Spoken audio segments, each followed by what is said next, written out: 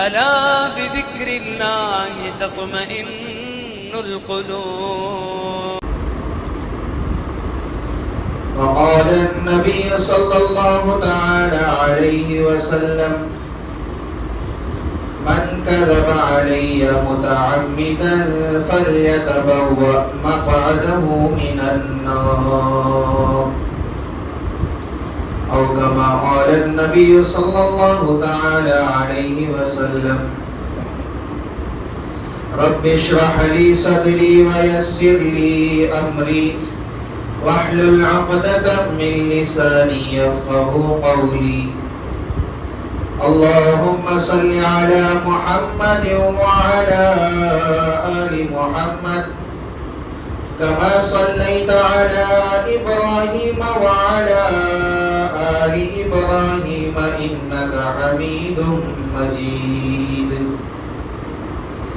اللهم بارك على محمد وعلى آل محمد كما باركت على إبراهيم وعلى آل إبراهيم إنك حميد مجيد.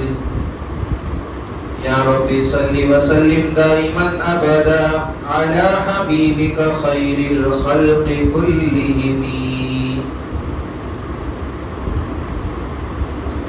معزز سامعین کرام اور میرے غیور مسلمان بھائیوں، بزرگوں اور دوستوں،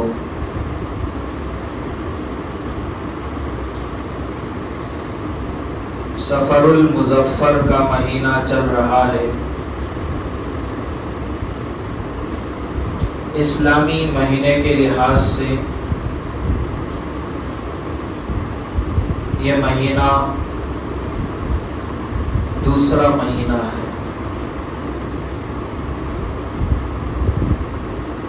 اس مہینے کا نام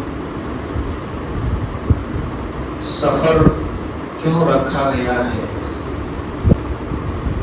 اسلام کے اندر 12 مہینے ہیں۔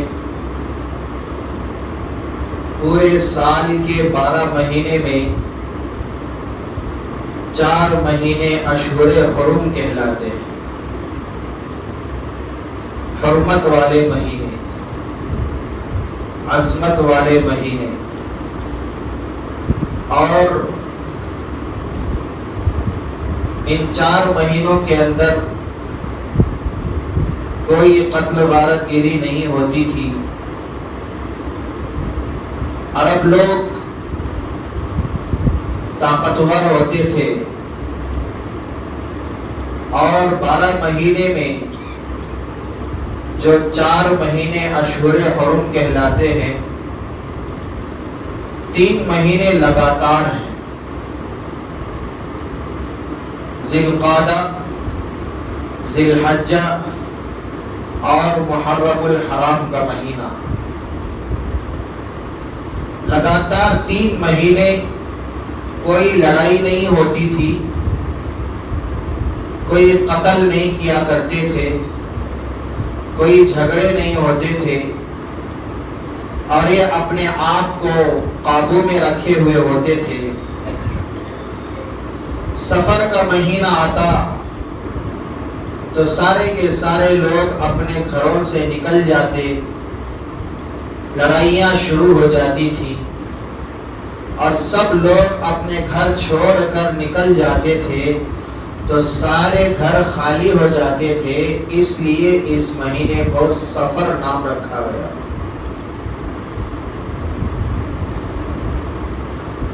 اور جاہلیت کے دور میں اس مہینے کے اندر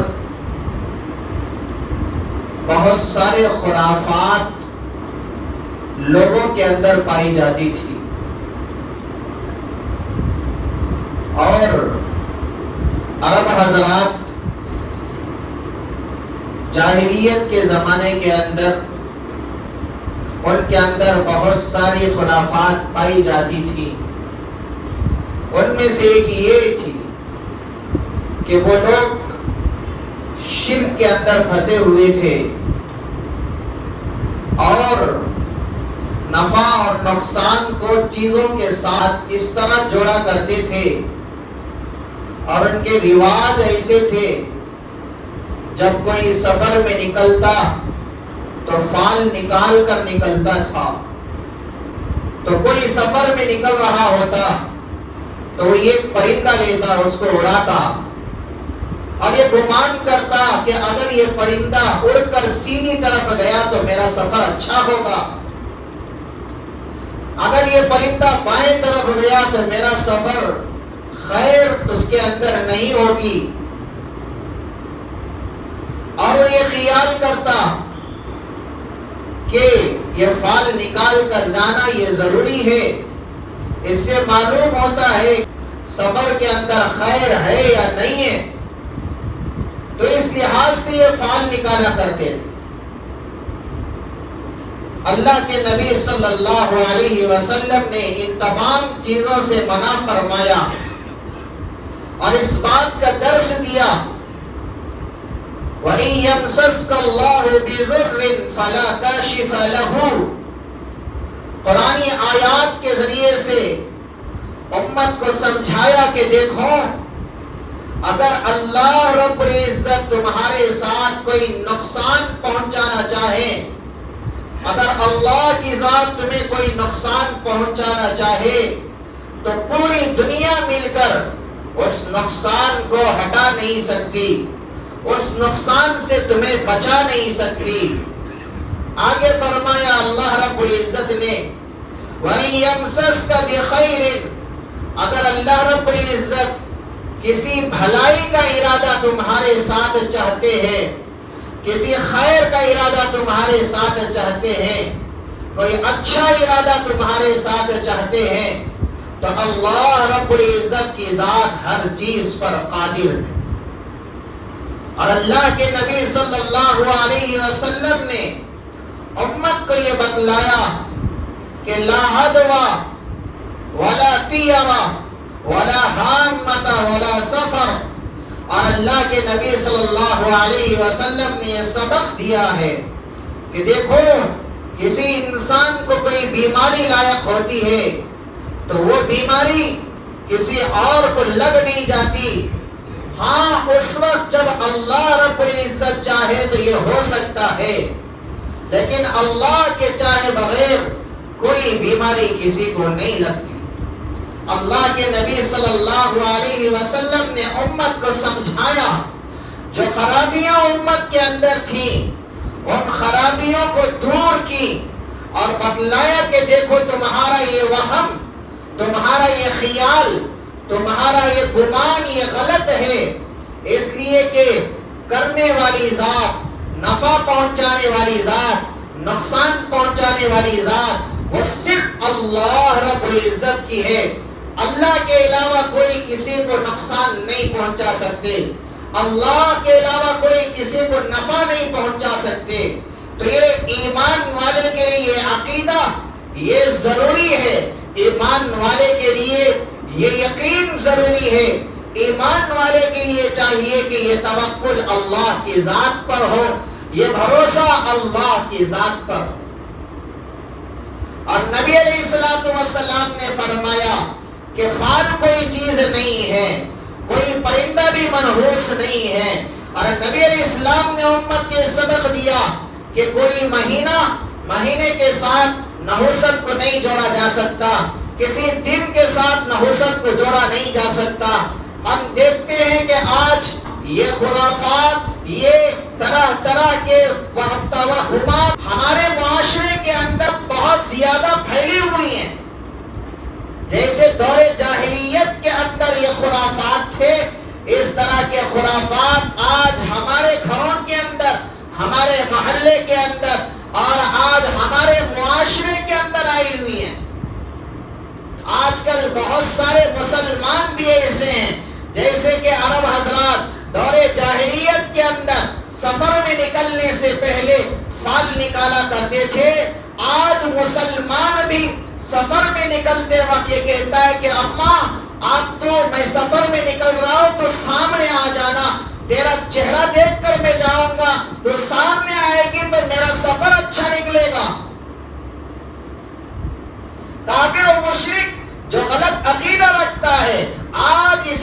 مسلمان بھی اپنا عقیدہ غلط بنایا ہوا ہے۔ مسلمان آج کہتے ہیں کہ اگر گھر سے نکلتے وقت کوئی کالی بلی سامنے آ گئی تو آج خیر نہیں ہے، کوئی کتا سامنے آ گیا آج خیر نہیں ہے، کہتے ہیں کہ گھر کے اوپر الو بیٹھ گیا بلائیاں آئیں گی، مصیبتیں آئیں گی، گھر کے اندر وبائیں آئیں گی۔ ہمارے نظریات کیسے بنے ہوئے ہیں، اور کہتے ہیں کہ یہ مہینہ نحوستوں والا مہینہ ہے، یہ مہینہ منحوس مہینہ ہے۔ خاص کر اس مہینے کے جو شروع کے ایام ہوتے ہیں، ان ایام کو ہم نحوست کے ساتھ جوڑتے ہیں، حالانکہ کوئی دن نحوست والا نہیں ہوتا، حالانکہ کوئی مہینہ نحوست والا نہیں ہوتا۔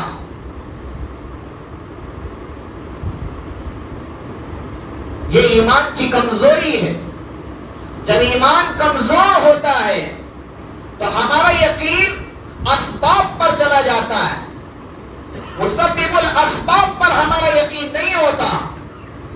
جب ہمارا توکل، جب ہمارا یقین کمزور ہوتا ہے، ہماری سوچ اسباب پر جاتی ہے۔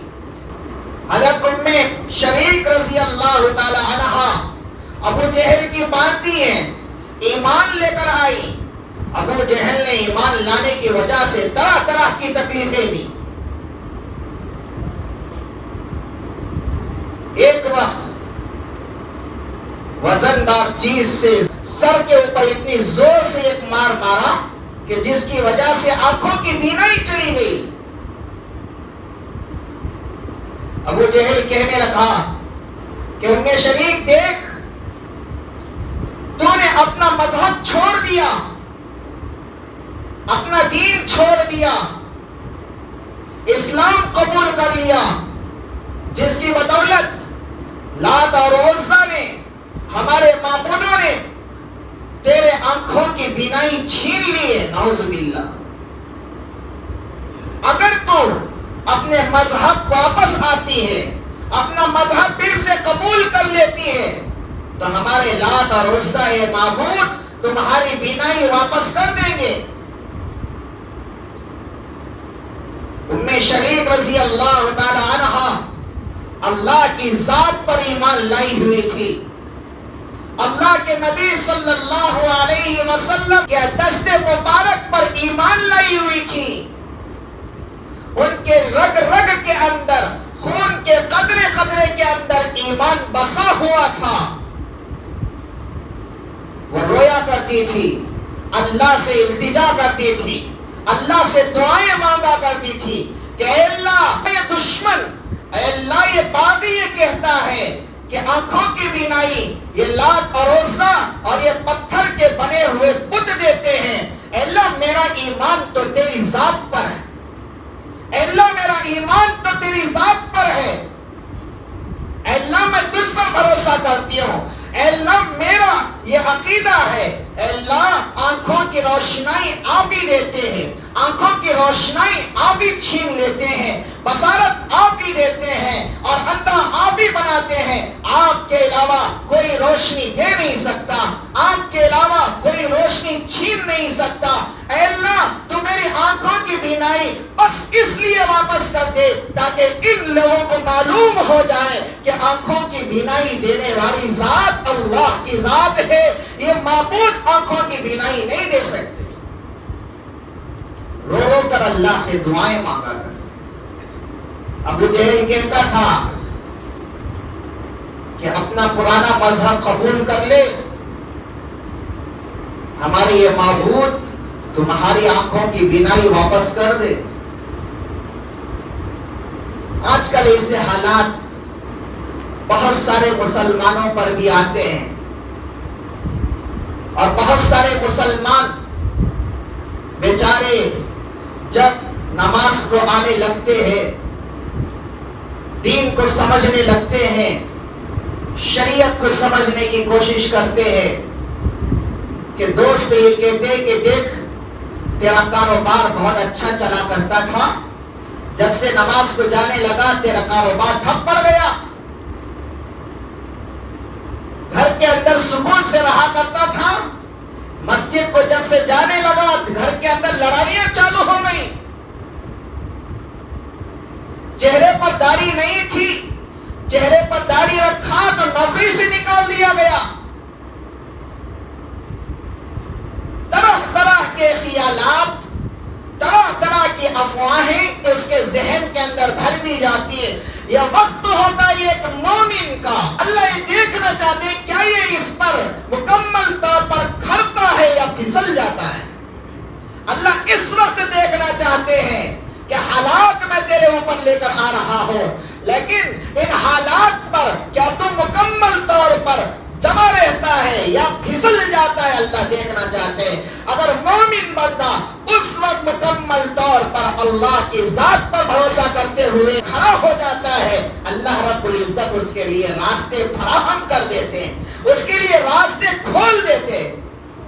حضرت ام شریک رضی اللہ تعالیٰ عنہا اللہ رب العزت سے دعا کرتی رہی, اے اللہ بس تو میری آنکھوں کی بینائی اس لیے واپس کر دے تاکہ ان لوگوں کو معلوم ہو جائے کہ بینائی دینے والی ذات اللہ کی ہے, اللہ کے علاوہ کوئی بینائی نہیں دے سکتا.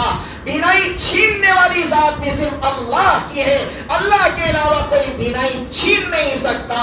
اللہ رب العزت نے ان کی دعا کو قبول فرمائی. ام شریک سوئی ہوئی تھی, صبح جب بیدار ہوئی آنکھوں کو رگڑ کر دیکھا, اللہ رب العزت نے ان کی بینائی واپس کر دی. ایمان مضبوط اللہ کی ذات پر, اللہ کی ذات پر مکمل طور پر اعتماد اور بھروسہ, اللہ کی ذات پر توکل. اللہ رب العزت نے جس کی بدولت جو مانگ رہے ہیں ان کی دعاؤں کو اللہ رب العزت قبول کر رہے ہیں, وہ عطا فرما رہے ہیں. آج ہمارا ایمان کمزور ہے, جس کی بدولت آج ہمارے اندر طرح طرح کے توہمات, خرافات جنم لی ہوئی ہیں. تو میرے بھائیوں, بات دراصل بتانے کی یہ ہے, لوگ نحوست کو وقت کے ساتھ جوڑتے تھے, لوگ نفع اور نقصان کو چیزوں کے ساتھ جوڑتے تھے. حالانکہ نفع اور نقصان اللہ کی طرف سے ہوتا ہے. ہمارا یہ عقیدہ ہے, ہمارا یہ ایمان ہے, وَالْقَدْرِ خَيْرِهِ وَشَرِّهِ مِنَ اللَّهِ تَعَالَى. یہ ہمارا یقین ہے. نفع اور نقصان کو چیزوں کے ساتھ جوڑتے تھے. عرب کے اندر یہ رواج تھا. مثال کے طور پر عمر ابن خطاب رضی اللہ تعالیٰ عنہ کے دور میں عمرو بن العاص رضی اللہ تعالیٰ عنہ کو مصر بھیجا گیا. جب مصر فتح ہوا تو عمرو بن العاص رضی اللہ تعالیٰ عنہ نے کیا دیکھا کہ لوگ دریا کے قریب ہیں, دریائے نیل کے پاس پانی نیچے چلا گیا ہے. لوگوں کی ایک رسم تھی کہ بھائی اگر ہم کیا ہے ایک لڑکی کو سجا کر دریا کے پاس لے کر آئیں گے اور دریا میں اس کی بھیڑ چڑھا دیں گے, دریا میں ڈال کر اس کو ختم کر دیں گے تو دریا کا پانی پھر اوپر آ جائے گا. یہ ان کا خیال تھا, یہ ان کی رسم تھی. عمرو بن العاص رضی اللہ عنہ نے یہ دیکھا تو کہنے لگے کہ ہماری شریعت تو اس بات کی اجازت نہیں دیتی کہ ایک معصوم لڑکی کو, ایک بے گناہ لڑکی کو دریا کے سامنے سجا کر لے کر آئے اور اس کو دریا میں ڈال کر ہلاک کر دے. اس کا کوئی قصور نہیں, اس کا کوئی جرم نہیں ہے.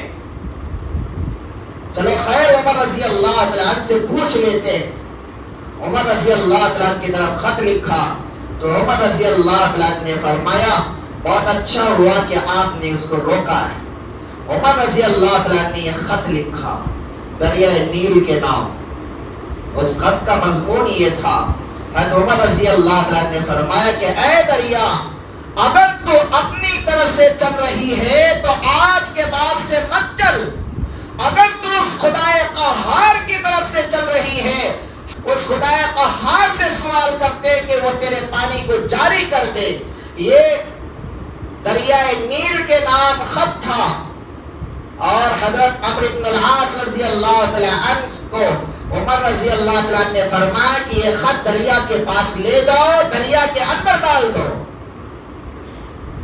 عمرو بن العاص رضی اللہ تعالی عنہ حیران ہے. حیرانی کس بات کی؟ حیرانی اس بات کی کہ آج تک ہم نے یہ سنا ہے, یہ دیکھا ہے, یہ پڑھا ہے, کوئی انسان کسی انسان کو خط لکھتا ہے, کوئی انسان کسی بادشاہ کو خط لکھتا ہے, کوئی کسی گورنر کو خط لکھتا ہے, کوئی کسی کیا ہے عہدیدار کو خط لکھتا ہے. یہاں تو ایک دریا کو خط لکھا جا رہا ہے. لیکن حکم امیر المومنین کا تھا. عمرو بن العاص رضی اللہ تعالیٰ عنہ نے اس خط کو دریائے نیل میں ڈال دیا. حافظ ابن کثیر رحمت اللہ علیہ البدایہ والنہایہ کے اندر لکھتے ہیں کہ جو ہی دریا کے اندر خط کو ڈالنا تھا 16 گز پانی اوپر کو آ گیا. جیسے دریا اس وقت بہتی تھی آج تک وہ دریا بہہ رہی ہے. یہ بتایا کہ نفع اللہ کی ذات سے ہوتا ہے, نقصان اللہ کی ذات سے ہوتا ہے. نفع اور نقصان کو مخلوق سے جوڑا نہیں جاتا. آج ہمارے خیالات تو ایسے ہی ہیں, گھر سے نکلتے ہیں کوئی مصیبت آتی ہے تو آج گھر سے نکلتے وقت اس کا منہ دیکھا تھا ایسا ہوا, آج صبح کس کا منہ دیکھ کے اٹھا ہے کہ آج کام اس نہیں بن رہا. یہ ہمارا خیال ہے, حالانکہ یہ خیال غلط ہے. حالانکہ یہ خیال غلط ہے. کسی آدمی کو دیکھنے سے نحوست ہمارے ساتھ نہیں جڑ جاتی. نقصان اللہ کی طرف سے ہوتا ہے, نفع اللہ کی طرف سے ہوتا ہے. یہ یقین ایک مومن کو ہونی چاہیے. آج سفر المظفر کے اس مہینے کے اندر بہت سارے توہمات, خرافات ہمارے اندر جنم لیے ہوئے ہیں. سفر کا مہینہ چل رہا ہے تو ہمارا خیال کیا ہے کہ یہ مہینہ کون سا ہے؟ سفر کا. عوام لوگ اس مہینے کو تیدیوں کے مہینے کے نام سے جانتے ہیں. یہ مہینہ تیدیاں کا مہینہ ہے. یہ مہینہ تیدیاں کا مہینہ ہے. تیدی نہیں, اصل تیزی. اور کہتے ہیں کہ یہ تیرا تیزی کا مہینہ ہے. تو یہ بات سمجھے کہ تیرا تیزی کس کو کہتے ہیں؟ تیرا تیزی کس کو کہتے ہیں؟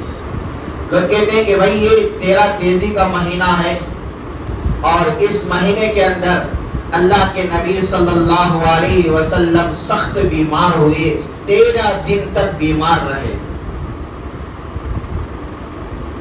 اس لیے یہ مہینہ نحوست والا مہینہ ہے. حالانکہ ایسا نہیں ہے. سب سے پہلے یہ سمجھنا ہے کہ اللہ کے نبی صلی اللہ علیہ وسلم واقعتاً بیمار ہوئے یا نہیں ہوئے, اس کو سمجھیں. اللہ کے نبی صلی اللہ علیہ وسلم بیمار تو ہوئے تھے, لیکن وہ کب ہوئے تھے؟ سفر کے شروع دنوں میں نہیں, بلکہ سفر کے آخری دنوں میں بیمار ہوئے تھے. سفر کے آخری ایام تھے اور ربیع الاول کے مہینے میں بھی بیمار رہے. ربیع الاول کے مہینے میں اسی بیماری کے حالت میں اللہ کے نبی صلی اللہ علیہ وسلم کا انتقال ہوا.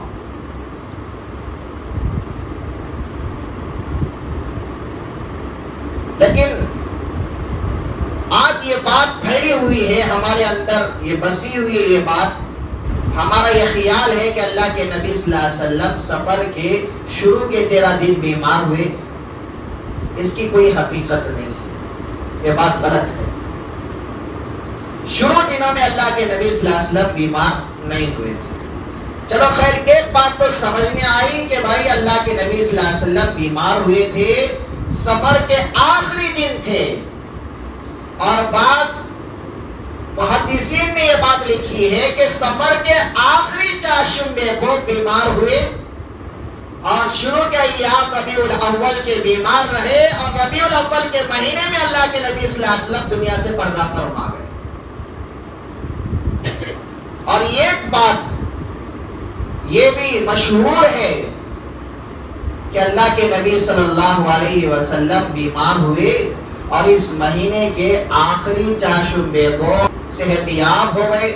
اس کے بعد سیر و تفریح کے لیے گئے, چہل قدمی کے لیے گئے. یہ بات کہاں تک صحیح؟ شروع میں نے ابھی یہ ایک بات بتایا تھا کہ اللہ کے نبی صلی اللہ علیہ وسلم مہینے کے آخری دن میں بیمار ہوئے. ربیع الاول کے مہینے میں اللہ کے نبی صلی اللہ علیہ وسلم دنیا سے پردہ فرما گئے. تو یہ بات صحیح کیسے کہ شروع سے بیمار ہو کر اگر شروع مہینے کے 13 دن بیمار رہے تو آخری چاشمہ تو بہت دور ہے. تو یہ بات بھی غلط ہے. اور اللہ کے نبی صلی اللہ علیہ وسلم صحتیاب ہو کر جنگل گئے تفریح کے لیے, وہاں جا کر کے تفریح کر کے آئے, یہ بات بھی غلط ہے. اور اسی لیے اس بیماری کی وجہ سے نحوست کو ہم جوڑتے ہیں. بیماری کوئی نحوست نہیں ہوتی, اس کو سمجھیں. بیماری نحوست کی چیز نہیں ہے. حدیث میں آتا ہے اللہ رب العزت جب کسی بندے کے ساتھ بھلائی کا ارادہ کرتے ہیں تو اس کے اوپر مصیبت یعنی بیماری کو لاحق کر دیتے ہیں. یعنی کہ بیماری ایمان والے کے لیے ایک نعمت ہے. اور اللہ کے نبی صلی اللہ علیہ وسلم کی حدیث ہے, عبداللہ ابن مسعود رضی اللہ عنہ اللہ کے نبی صلی اللہ علیہ وسلم کے پاس آئے. اللہ کے نبی صلی اللہ علیہ وسلم سخت بیمار تھے. عبداللہ ابن مسعود رضی اللہ عنہ آیا, دیکھا اللہ کے نبی صلی اللہ علیہ وسلم آپ کو تو شدید بخار ہے. اللہ کے نبی صلی اللہ علیہ وسلم نے فرمایا ہاں, 2 آدمیوں کے بخار کے برابر مجھے بخار ہے. عبداللہ ابن مسعود رضی اللہ عنہ نے فرمایا اللہ کے نبی اس وجہ سے شاید آپ کو ڈبل اجر ملے. تو اللہ کے نبی صلی اللہ علیہ وسلم نے فرمایا ہاں. اور پھر آخر میں فرمایا کہ جب مومن بندے کے پیر میں کانٹا بھی چبھ جاتا ہے, کانٹا بھی اگر چبھے اللہ رب العزت اس کے گناہوں کو معاف فرما دیتے. بیماری نحوست کا نام ہوتا تو اللہ کے نبی صلی اللہ علیہ وسلم نے کیا فرمایا, اللہ تعالیٰ اگر کسی آدمی کے ساتھ بھلائی کا ارادہ کرتے تو اس کو مصیبت یعنی بیماری میں مبتلا کرتے. اس سے معلوم ہوتا ہے کہ بیماری نحوست کا نام نہیں ہے. ایک مومن کے لیے بیماری ایک نعمت ہے.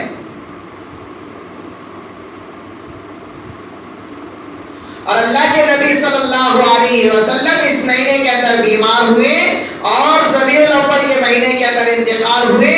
تو انتقال کا سبب بیماری ہے, اس لحاظ سے نحوست والا اس مہینے کو نحوست والا مہینہ سمجھتے ہیں. تب تو ربیع الاول کے مہینے میں اللہ کے نبی صلی اللہ علیہ وسلم دنیا سے پردہ فرما گئے. وہ اس سے بھی زیادہ نحوست والا مہینہ ہونا چاہیے تھا. آپ اس کو نحوست والا کیوں نہیں سمجھتے؟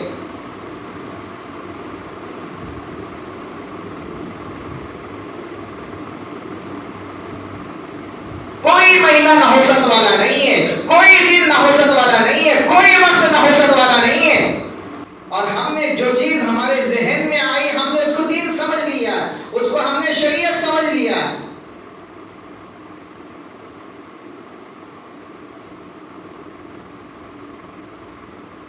خاص کر سفر کے مہینے کے اندر شروع کے 13 دن شوہر اپنی بیوی کو نہیں دیکھ سکتا تو پھر دیکھنا کسے؟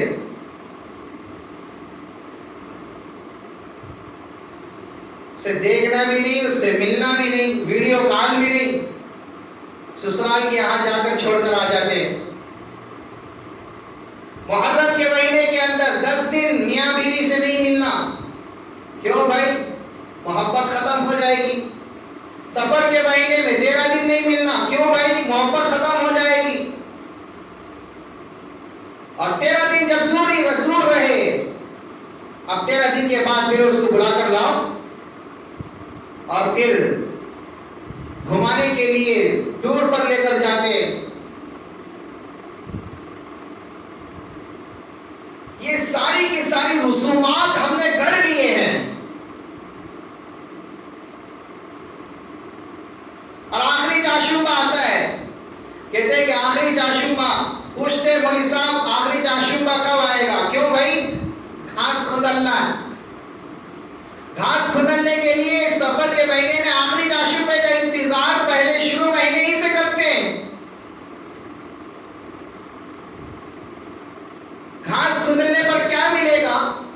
کیوں کھودتے ہیں؟ کہتے ہیں کہ سنت پہ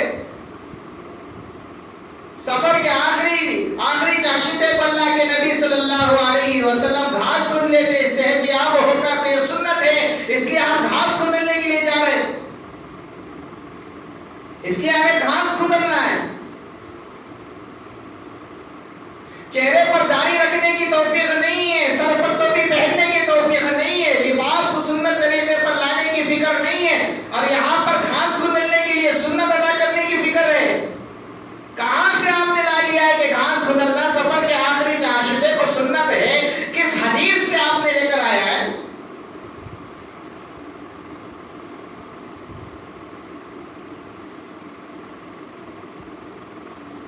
سفر المظفر کا یہ مہینہ منحوس مہینہ نہیں ہے، اس مہینے کو ہم نے نحوست والا مہینہ سمجھا ہے، حالانکہ یہ نحوست والا مہینہ نہیں ہے۔ کسی مہینے کے ساتھ نحوست کو جوڑا نہیں جاتا، کسی وقت کے ساتھ نحوست کو جوڑا نہیں جا سکتا۔ اللہ نے مہینے بنائے ہیں، زمانہ اللہ نے بنایا ہے، کسی مہینے کے ساتھ نحوست کو جوڑنا، کسی دن کے ساتھ نحوست کو جوڑنا، کسی وقت کے ساتھ نحوست کو جوڑنا، یہ ایمان کی کمزوری کی علامت ہے۔ کہتے ہیں کہ آخری چاشومہ کب آئے گا؟ کیا حقیقت ہے آخری چاشومے کی؟ کہتے ہیں کہ بھائی آخری چاشومے کو اللہ کے نبی صلی اللہ علیہ وسلم صحتیاب ہوئے اور جنگل گئے تفریح کے لیے، تو اسی لیے ہمیں بھی آخری چاشومے کو جنگل جانا چاہیے، تفریح کے لیے پارک جانا چاہیے، گھاس کو ڈلنا چاہیے، وہاں جا کر کچھ پکا کر کھانا چاہیے۔ اس کی کوئی اصل نہیں ہے، اس کی کوئی حقیقت نہیں ہے۔ حالانکہ محدثین کرام لکھتے ہیں کہ سفر کے آخری چاشومے کو اللہ کے نبی صلی اللہ علیہ وسلم بیمار ہوئے، ربیع الاول کے مہینے میں اللہ کے نبی صلی اللہ علیہ وسلم دنیا سے پردہ فرما گئے، اور آپ کا یہ کہنا کہ اللہ کے نبی صلی اللہ علیہ وسلم آخری چاشومے کو صحتیاب ہو کر تفریح کے لیے گئے، غلط ہے۔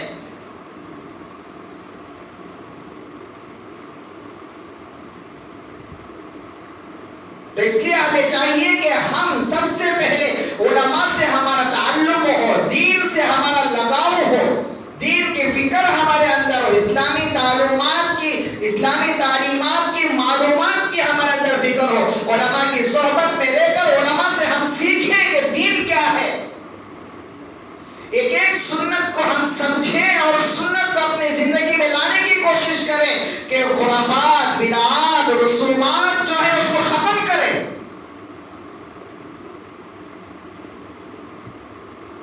اس کو ہم نے اپنی طرف سے گڑھ لیا ہے، اپنی طرف سے یہ باتیں ہم نے بنا لی ہیں، اپنی طرف سے یہ کیا ہے غلط نظریات ہم نے بنائے ہوئے ہیں۔ تو اس لیے میرے بھائیوں، اللہ رب العزت سے دعا کریں کہ اللہ تعالیٰ ہم تمام کو خرافات سے، رسومات سے، بدعات سے بچنے کی اللہ توفیق مرحمت فرمائے۔ آمین۔ وآخر دعوانا الحمدللہ رب العالمین۔